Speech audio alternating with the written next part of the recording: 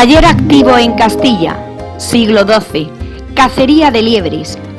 Un cazador a caballo armado con un tridente y ayudado por 3 perros persigue a unas liebres y las lleva hasta una red tendida entre 2 árboles. Es un magnífico ejemplo de la pintura mural románica en España.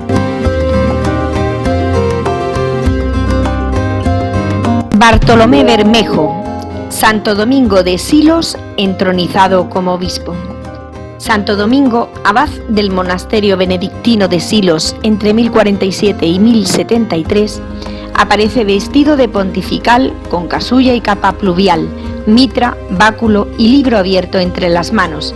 Está sentado en un trono gótico de rica talla dorada con 7 estatuas policromadas que representan las virtudes. El Greco, la Trinidad. El Padre Eterno, tocado con mitra oriental, recoge en su regazo el cuerpo de Cristo, y sobre su cabeza aparece la paloma del Espíritu Santo, mientras 6 ángeles mancebos rodean la escena. El artista armoniza los conceptos de dibujo y color, y se pueden apreciar ecos de la obra de Miguel Ángel en la vigorosa anatomía de Jesús. Fernando Yáñez de la Almedina, Santa Catalina. Catalina de Alejandría fue una joven princesa llena de sabiduría y virtud, entregada al amor de Dios, que rechazó el matrimonio con el emperador Maximiano, por lo que éste la condenó a morir martirizada, desgarrada por unas ruedas de cuchillos. Pero esas ruedas fueron destruidas por intervención divina, por lo que finalmente murió decapitada. Este pintor tiene influencia de Leonardo da Vinci y se nota y aprecia en los rasgos de la santa.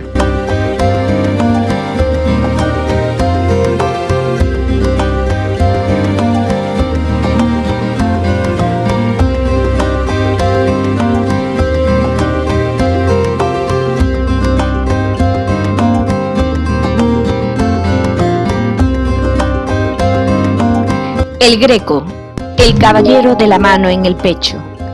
Este es uno de los retratos más significativos de toda la producción del Greco y todo un símbolo del caballero español del Renacimiento.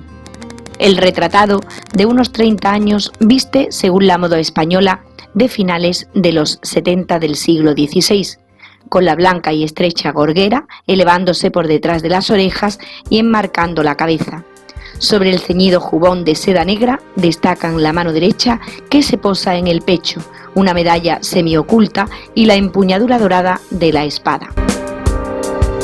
Es característico en el Greco el detallismo que se aprecia en la empuñadura o los encajes, propias del periodo inicial del Greco en Toledo.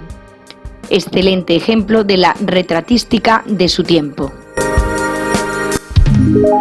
El Greco, la adoración de los pastores. El niño Jesús, al ser descubierto por la Virgen María, irradia una luz potente que inunda el ambiente y deja conmocionados a los adoradores y también a San José. Los gestos de sorpresa de los pastores, la agitación de los ángeles en la zona superior y la luz fantasmal en que se envuelven sumerge a los personajes en un aire de irrealidad. Destaca también el protagonismo que adquiere el buey, muy próximo al recién nacido, como si él también quisiera presentarle sus respetos y adorarle. En este lienzo el artista se autorretrata en el pastor arrodillado del primer término, mientras que su hijo Jorge Manuel estaría representado en el pastor de la derecha. El Greco sentía un gran interés por este episodio evangélico, símbolo de resurrección y eternidad. Es una de las obras más importantes de la producción tardía del pintor, en la que destaca el equilibrio compositivo, los pronunciados escorzos de las figuras y la pincelada fluida y nerviosa, con su personal sentido del color y la iluminación, cuya fuente principal es el propio Jesús, de acuerdo con las fórmulas italianas. Francisco de Zurbarán, Agnus Dei. Un pequeño carnero de raza merina con las patas atadas y colocado sobre una mesa gris, atrae nuestra atención gracias a una luz blanca que lo hace destacar ante el fondo negro. Se trata de una representación simbólica de Cristo, quien se entregó al sacrificio para salvar a la humanidad, basada en las palabras de San Juan Bautista, que señalan a Cristo como el Cordero de Dios que quita el pecado del mundo. Es una iconografía muy difundida en España del siglo XVII. Zurbarán realizó varias versiones de este tema. Destacan los detalles y las texturas que le confieren un mayor realismo. Juan Sánchez Cotán, bodegón de caza, hortalizas y frutas. Este bodegón es el primero español con fecha y firma y una de las obras maestras de su autor, de quien se conocen 6 bodegones. Todos destacan por su extraordinario realismo de los objetos representados. En un nicho de fondo oscuro coloca un gran cardo, 2 pequeños rábanos y 3 zanahorias proyectando sus sombras sobre el marco. En la parte superior cuelgan limones, manzanas, 2 perdices, un jilguero y un gorrión. Otros 6 pequeños pájaros, 3 parejas de especies diferentes, están ensartados en una caña, listos para ser metidos al horno. Se exalta la sencillez de lo cotidiano, la sobriedad, intimismo e intensidad. Se enfatizan gracias a la luz lateral tenebrista, que produce grandes sombras y una ilusión perfecta y realista. Es el prototipo del bodegón español. Diego Velázquez, El triunfo de Baco o los borrachos. Es su primera pintura mitológica. En ella se desarrolla un discurso pictórico sobre las bondades del vino y su capacidad para consolar a las gentes de las penalidades de la vida diaria. El protagonista es Baco, dios del vino, que sentado en un tonel semidesnudo y tocado con hojas de vid, corona a un joven soldado rodeado de un grupo de bebedores. El tratamiento del tema se aleja de la tradición ennoblecedora del mito, en una interpretación naturalista en la que contrasta la gravedad ritual de las figuras de la izquierda y la ironía picaresca y el realismo del grupo de la derecha, con tipos extraídos de las calles y tabernas del Madrid de la época. La obra es de estilo naturalista de su etapa sevillana, junto con su influencia colorista que Velázquez asimila de la obra de Rubens y la pintura veneciana del siglo XVI. José de Ribera, El sueño de Jacob. Tras suplantar a su hermano Esaú para conseguir la bendición de su padre Isaac, Jacob debe huir a casa de su tío Labán. Cansado por el viaje, se tumba para dormir y en sueños ve una escala que comunica cielo y tierra y por la que suben y bajan ángeles. También escucha las palabras de Dios Padre, que le promete su auxilio y protección. Le anuncia que tendrá una amplia descendencia y que el lugar donde estaba descansando sería suyo y de su familia. Ribera opta por convertir el episodio bíblico en una escena cotidiana de rasgos realistas, protagonizada por un personaje que podría ser identificado como un simple pastor de ovejas o un viajero cualquiera. Detrás de él hay un árbol que crea una diagonal divergente y al otro lado la escala de luz por la que suben y bajan los ángeles, apenas insinuados y casi transparentes, convertida en un simbólico haz de luz dorada que se funde e identifica con la luz del ocaso. Diego Velázquez, La rendición de Breda o Las lanzas. En este cuadro todo gira alrededor de una llave. Ambrosio Spinola, general genovés al mando de los tercios españoles en Flandes, recibe del gobernador holandés Justino de Nassau la llave de la ciudad de Breda, rendida tras un largo asedio. El acontecimiento, ocurrido el 5 de junio de 1625, fue clave en la larga guerra que mantuvieron los españoles para evitar la independencia holandesa. El pintor centra su atención en el principio de la paz. Aquí se insiste en la clemencia y la magnanimidad. Velázquez demuestra su profundo conocimiento de la perspectiva aérea y su habilidad para recrear la atmósfera, la luz y el paisaje. Diego Velázquez, vistas del jardín de la Villa Medici en Roma. En estos dos cuadros el auténtico protagonista es el paisaje. Se supone que fueron pintados durante su primer viaje a Italia, en el que se alojó en la Villa Medici de Roma. Son pinturas ejecutadas al natural, precedente de obras impresionistas de fines del siglo XIX. En ellas, lo importante es el estudio de la luz y los efectos atmosféricos. Los dos paisajes comparten la presencia de un arco flanqueado por dos vanos adintelados, motivo de gran desarrollo en el arte renacentista. En el cuadro conocido como La tarde, el vano está tapado con tablones y dos hombres charlan ante él, mientras una criada extiende una sábana en la balaustrada superior con un fondo de cipreses. En el otro, llamado El mediodía, el vano está abierto al paisaje del fondo y en el centro hay una estatua de Ariadna dormida. Bartolomé Esteban Murillo, La Inmaculada Concepción de los Venerables o de Sud. Murillo creó una fórmula de gran éxito para la representación de la Inmaculada, con la Virgen vestida de blanco y azul, las manos cruzadas sobre el pecho, pisando la luna y con la mirada dirigida al cielo. Al mismo tiempo, le otorga un claro impulso ascensional que la sitúa en un espacio celestial lleno de luz, nubes y ángeles. Así aúna dos tradiciones iconográficas de la Inmaculada y de la Asunción. Se aceptaba que María había sido concebida sin pecado original, y de entre los artistas sevillanos, Murillo fue el que más éxitos logró en esta representación. La pincelada suelta y enérgica, la composición helicoidal, el uso de la luz y la sensación de movimiento que emana de la obra hacen de ella un gran ejemplo del arte barroco español. El mariscal Soult, que mandaba las tropas napoleónicas durante la Guerra de la Independencia, se la llevó a París para formar parte de su colección personal. Estuvo expuesta casi un siglo en el Museo del Louvre y en 1941 fue devuelta al Estado español.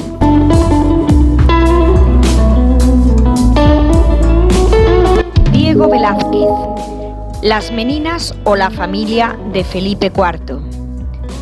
Se trata de la construcción espacial modelada a través de la perspectiva y de la luz. Composición equilibrada tanto en el juego de masas como en la variedad de las figuras y las acciones. Factura libre y segura y exquisita belleza de cada uno de los personajes. La escena se desarrolla en una sala del Alcázar de Madrid. A la izquierda aparece el propio Velázquez, que se retira del lienzo para pensar y mirar, en alusión al carácter intelectual de la pintura. Junto a él se arrodilla la menina o dama de honor, María Agustina de Sarmiento, que ofrece una salvilla con un búcaro a la infanta Margarita. Junto a ella, en ademán de inclinarse, está Isabel de Velasco. A la derecha, el trío formado por los bufones y un mastín. Más allá están la dueña Marcela de Ulloa y un guardadamas anónimo, y al fondo, tras la puerta, el aposentador José Nieto. Destaca la presencia de los reyes Felipe IV y Mariana de Austria, los padres de la infanta, cuyos rostros se ven en el espejo del fondo. Esta obra se puede ver como la imagen de continuidad de la familia del rey y como reivindicación de la nobleza del arte de la pintura y su propia dignidad personal.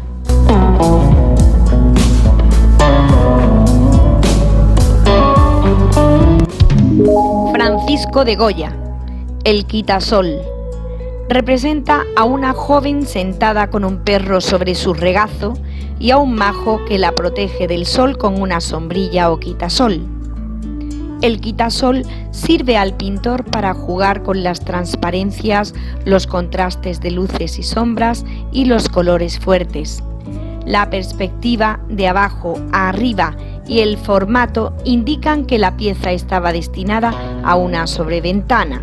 La composición piramidal con las figuras en primer plano refleja la influencia de la pintura clásica italiana y será muy utilizado por Goya en otras escenas posteriores.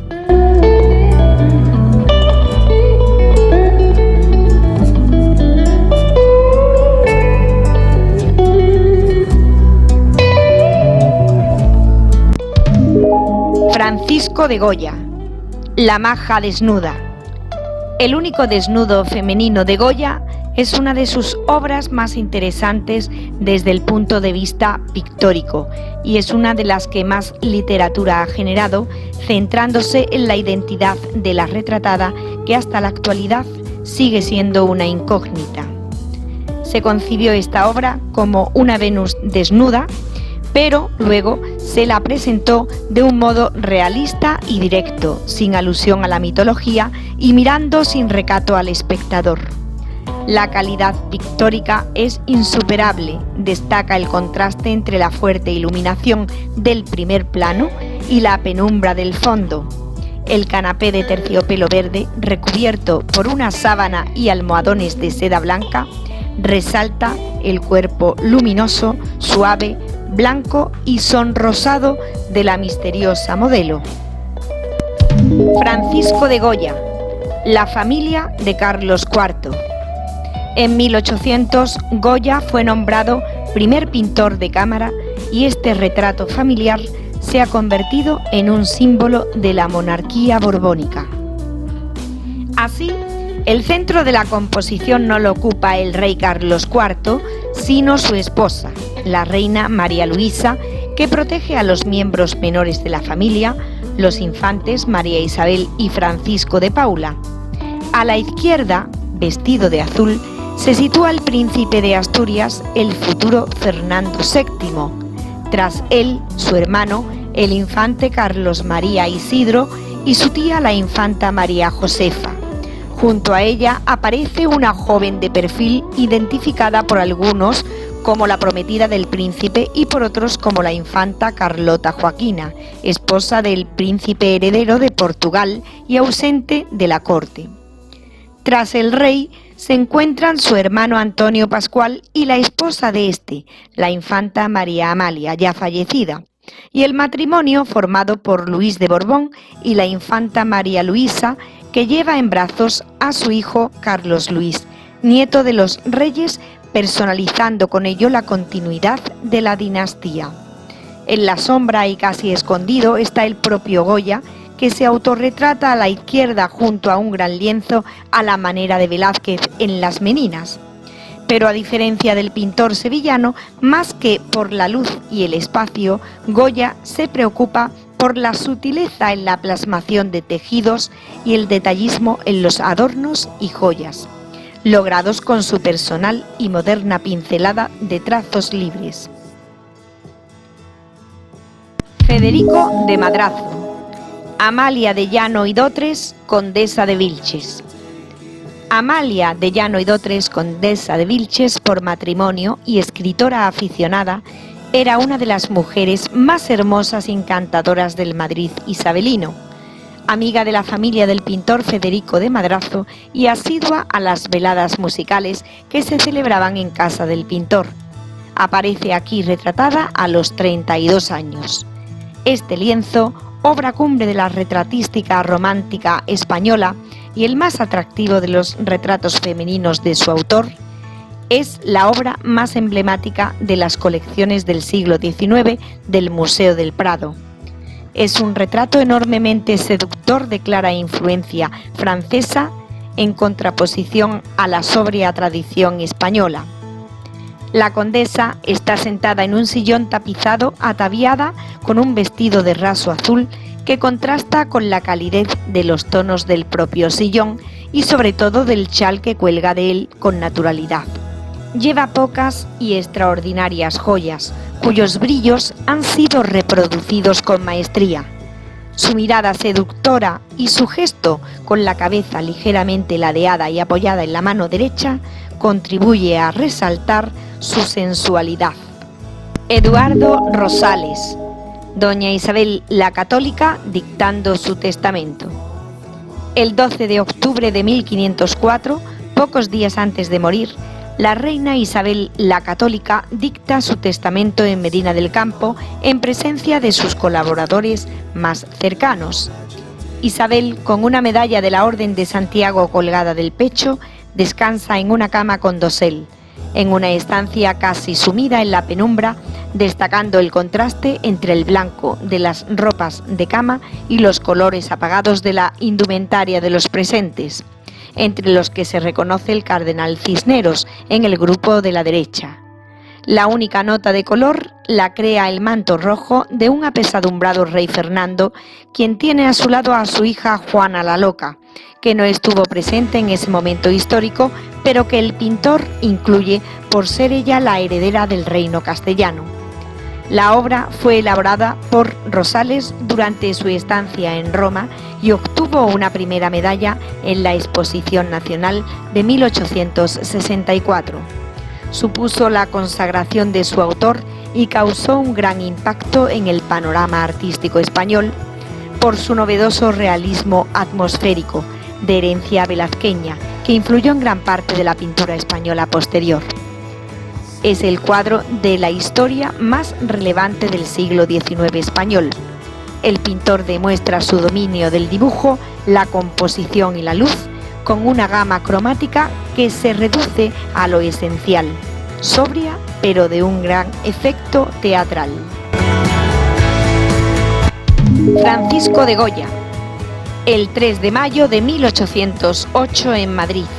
En 1814, poco antes del regreso a España del rey Fernando VII, Goya se dirige a la regencia proponiendo la realización de unas obras que rememoraran hechos de la Guerra de la Independencia, de 1808 a 1812, y la lucha del pueblo español contra las tropas napoleónicas. El resultado fueron dos impactantes lienzos, el 2 y el 3 de mayo de 1808 en Madrid. Tras el levantamiento popular del día 2 de mayo en las calles de Madrid, que supuso el comienzo de la guerra, en la madrugada del día siguiente el ejército francés fusiló a muchos de los sublevados en diversos lugares de Madrid, como la montaña del Príncipe Pío o las inmediaciones de la Puerta de la Vega. La ambientación nocturna y la potente luz del farol colocado en el suelo confieren gran tensión y dramatismo a la escena.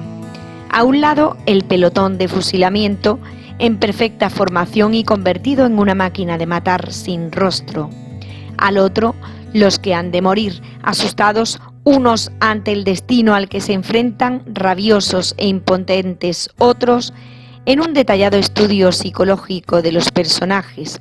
Símbolo quizás de todos ellos es el hombre que, vestido con una camisa blanca, alza los brazos horrorizado y suplicante.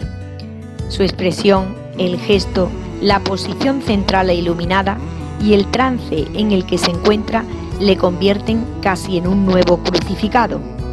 El mensaje que Goya quiere transmitir a través de estas dos obras es claro, una reflexión sobre la locura e irracionalidad de la violencia que lleva a los seres humanos a enfrentarse hasta la muerte. Francisco de Goya, Saturno devorando a un hijo. En 1819, Goya, que desde el año 1793 se había quedado sordo a causa de una grave enfermedad, compró una pequeña casa de campo a las afueras de Madrid. Allí vivió hasta 1823, momento en que se exilió a Burdeos, por su desacuerdo con el régimen absolutista impuesto por el rey Fernando VII.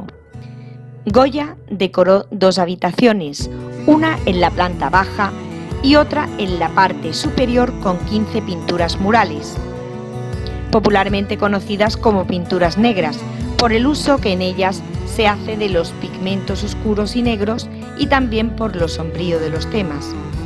Pintadas directamente sobre los muros, empleó una técnica mixta y se expresó con gran libertad. Una de las imágenes más expresivas del conjunto es la de Saturno devorando a un hijo. Por una profecía, el dios, conocido como Cronos en el mundo griego, sabía que sería destronado por uno de sus descendientes, por lo que a medida que estos nacían los iba devorando, hasta que al nacer Júpiter, su esposa Cibeles, le engañó entregándole una piedra envuelta en pañales. Es una imagen cargada de violencia en la que sobrecoge la mirada perdida del cruel dios, cegado por la locura y el ansia de poder, que podría ser interpretado como la personificación de un sentimiento tan humano como el miedo a perder el poder. Mariano Fortuny, los hijos del pintor en el salón japonés.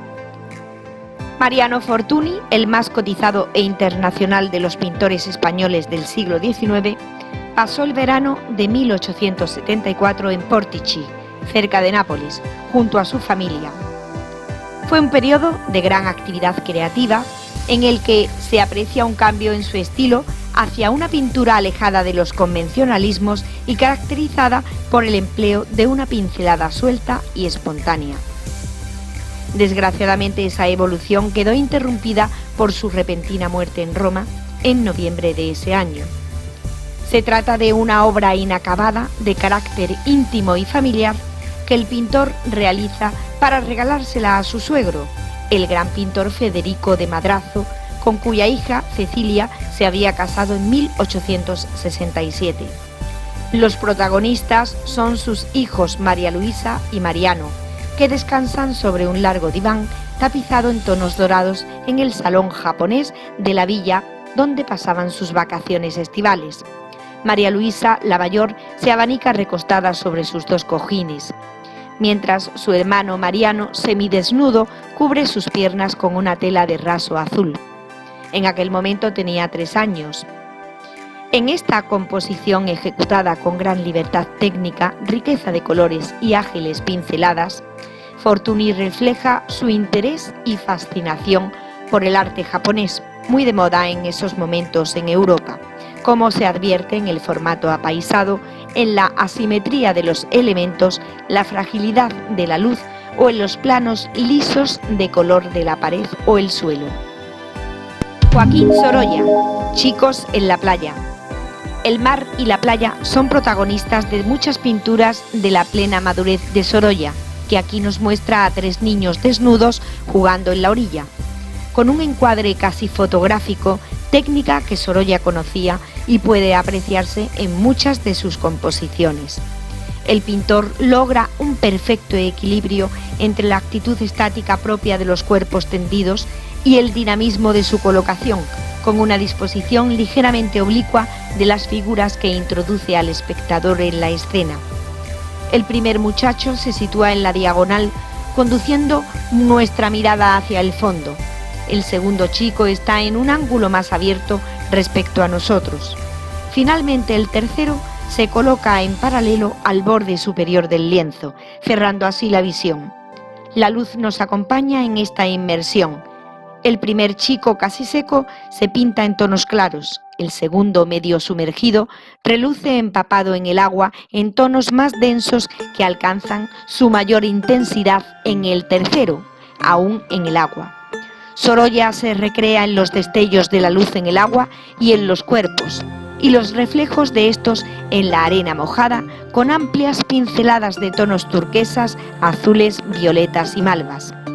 Pintado en la playa del Cabañal, Valencia, es uno de los más destacados ejemplos de la pintura luminista de Sorolla y muestra la plenitud de su estilo más personal al tratar uno de sus temas predilectos, las escenas de playa.